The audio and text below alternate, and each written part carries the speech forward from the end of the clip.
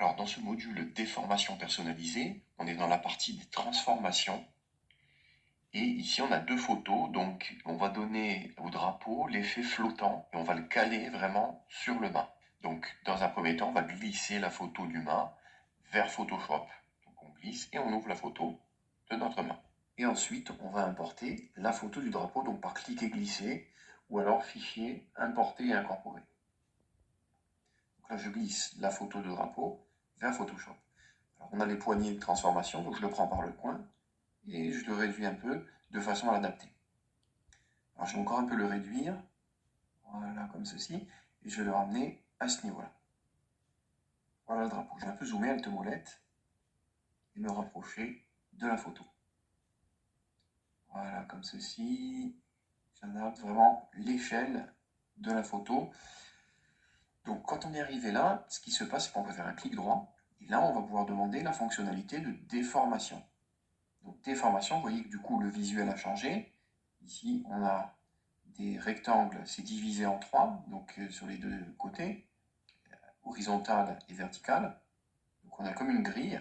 Alors de prime abord, ce qui se passe en haut, il faut quand même savoir, donc là on est en mode déformation personnalisée. Donc c'est vraiment le titre ici du module, déformation personnalisée.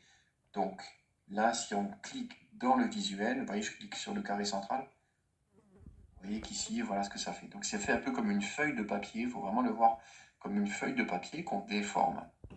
Ça donne l'illusion que le visuel est sur une feuille.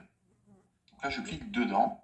Alors là aussi, je clique sur ce rectangle ici. Vous voyez ce qui se passe. Je clique sur ce rectangle ici. Je clique sur ce rectangle-là. Je clique sur ce rectangle. Voilà, donc vous voyez un peu ce qui se passe. Alors après, on a la possibilité d'aller au niveau des coins et de bouger un coin. Donc là, on va aller mettre une ligne d'attache ici. Et là, pareil, on va ramener ce point ici en ligne d'attache. Donc pour faire vraiment comme si c'était attaché en haut en bas. Pareil ici, pour ce coin, on peut un peu le bouger. Vous voyez donc comment ça réagit. Ici, pareil, on peut le bouger les coins. Autre possibilité, c'est de prendre des poignées et de bouger les poignées. Et ici, je vais bouger cette poignée. Ici, je vais bouger aussi la poignée, donc ça change un peu la courbure du drapeau. Ici aussi, je peux aller à ce niveau-là. Exagérer un petit peu l'angle ici, la courbure ici de notre grille. Voilà, donc normalement, là, c'est suffisant déjà pour donner l'effet comme ça de drapeau. Alors la grille, on peut changer la couleur en allant dans l'engrenage. Vous pouvez changer la couleur ici de la grille. On peut placer la grille ici en rouge, par exemple, ou en noir, comme ça on verra mieux. Alors, on voit mieux la grille. Vous avez des options ici. Alors au niveau des options de grille ici, donc par exemple si je me mets en 4x4, vous voyez qu'ici il m'a redivisé la grille. Donc là j'ai beaucoup de points de contrôle. Il m'a rajouté des points de contrôle ici au niveau de ma grille. Donc là je peux faire encore plus d'effets de plis, de drapé, d'effets un peu vraiment comme s'il y avait des plis au niveau du drapeau. Donc ça peut être encore plus réaliste. Et on peut même les tourner.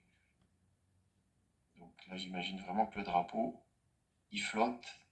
J'essaie d'avoir une grille de surface qui correspond à un drapeau avec des plis et qui flotte.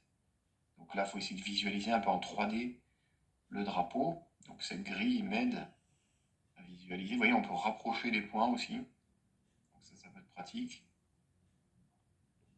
Donc là, je vais rapprocher certains éléments. Voilà, donc là, j'ai gagné en complexité de grille. Il m'a rajouté des subdivisions. Donc je peux être encore plus précis. On a encore plus de points de contrôle. Là, ça m'a rajouté des points de contrôle ici. Des points de contrôle là. J'ai encore subdivisé, quoi. Donc ici, voilà, je peux avoir ce rendu. Si je valide avec entrée, donc, voilà ce que j'ai. Donc j'ai mon drapeau qui vole au vent. Alors, comme j'ai un objet dynamique, hein, quand on importe l'élément, ça devient un objet dynamique. Si on fait CTRL-T et clic droit déformation, on retombe sur le même réglage. Alors là, je suis revenu en arrière. Vous voyez, je fais une grille 3x3. Donc j'aurais pu demander une 4x4, comme on a vu, et une 5x5. Vous voyez, il y a de plus en plus de subdivisions. Mais on peut aussi, vous voyez, fractionner ici, le faire manuellement.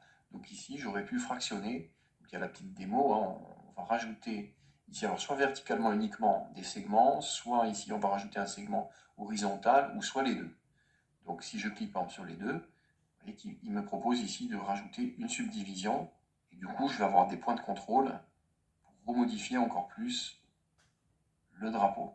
Voilà le fonctionnement de la grille de déformation, donc qui nous a permis de déformer le drapeau à notre guise. Voilà pour ce module.